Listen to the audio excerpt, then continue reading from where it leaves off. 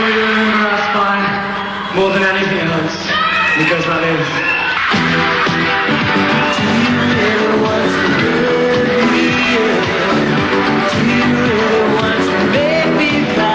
Boy George's public personality has made his group, Culture Club, one of England's most famous exports since the Beatles and the Rolling Stones. Last year, they won a Grammy as Best New Artist, and for the ever-colorful, ever-controversial George, a simple thank you wouldn't do. Culture Club. Thank you, America. You've got taste, style, and you know a good drag queen when you see one. Born George O'Dowd in a middle-class neighborhood outside London, he is one of 6 children, the son of a construction worker.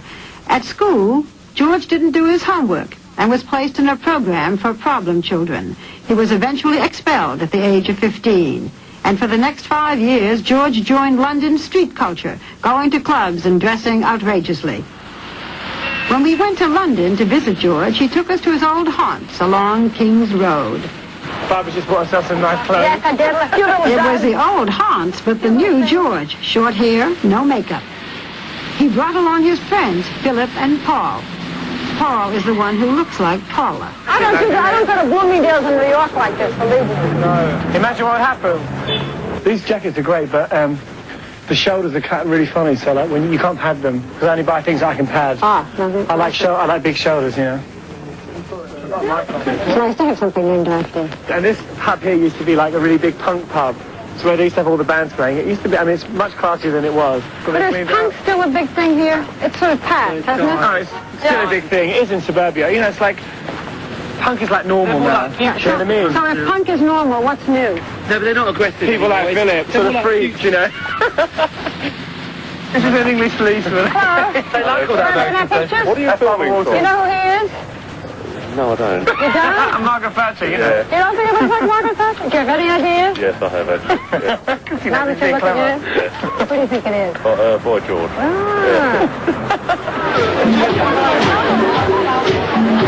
At night, George took us to his favorite club, the Mud Club, on Charing Cross Road. What are you saying? Your new hairstyle. Thanks. Bush, isn't it? Very nice. I think I look more like a man now. It's a private club for the uniquely dressed, and George introduced us to some of his friends. Debbie. Barbara Walton. Hi, Barbara. I'm here. Who did you interview last? Someone told me Prince Charles or something. Was that the last? Yeah, you have, haven't you? New one now. I think you'll get better ratings, don't you? George has 2 houses in London, a small one which is filled with his collection of Boy George dolls, crucifixes, and oriental masks. His bedroom, which is filled with stuffed animals and pillows, looks like a teenage girl's room. Okay, Barbara, I'll take you past my many claims to fame. Not bad, all this platinum. And this room is my clothes pit, which is basically where I keep everything. Where are the wigs? In the bag. This is actually a conventional rubbish bag. And you have every colour you want. Let's try. Me? Yes, come on. And the black like And the this derby. black hat, yeah, and my plaid. Let's see, because that was the look that we first saw. That's where that hat's Yeah, I remember that. Success is more apparent in his other house. It is a large Victorian once owned by comedian Monty Feldman, which Boy George is renovating. The house and its owner have changing faces. He is 23 years old, and he prefers to be called just plain George. George, it's a new look. The short hair, your hair. I mean, when we went around town, you didn't even have it sprayed the way you do today. Why? Why change the whole image now? And the thing is, I don't think of it as an image. It's impossible to explain to people, but what happened to me 2 years ago is I became Boy George.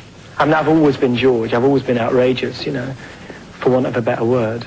Yeah. And I suddenly became Boy George. I got up in the morning, I put on my hat. I became what people wanted to see. And it was very depressing for me, because I am actually an extrovert person. And years before that, I'd gone around dressing up. And suddenly I was doing it for other people. And so now I'm back to my old self again. You know, when I want to cut my hair, I cut my hair. When I want to wear a wig, I wear a wig. And I think that if you are pleasing yourself, it does look better. You know, I did get very sort of depressed with that look, and I felt like, I almost felt like a doll. But are you comfortable enough now with you so that you wouldn't have to wear the makeup at all? I wear it because I want to. Yeah. You know, so many people say to me, oh, your gimmick. I haven't got a gimmick. My gimmick is my personality, you know.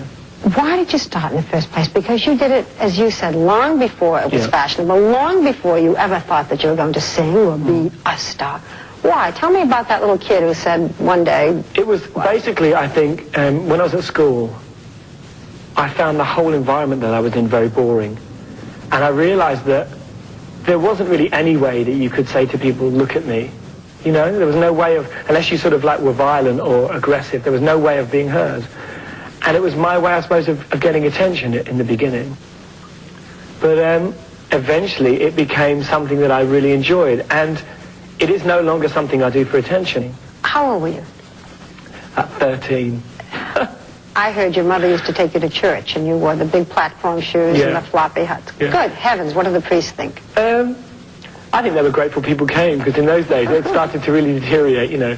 I mean, as a kid I went to Sunday school, like a religious school, every Sunday for years. So the priest was grateful to have me there. It's like, who can forget his shoes? What kind of a kid were you?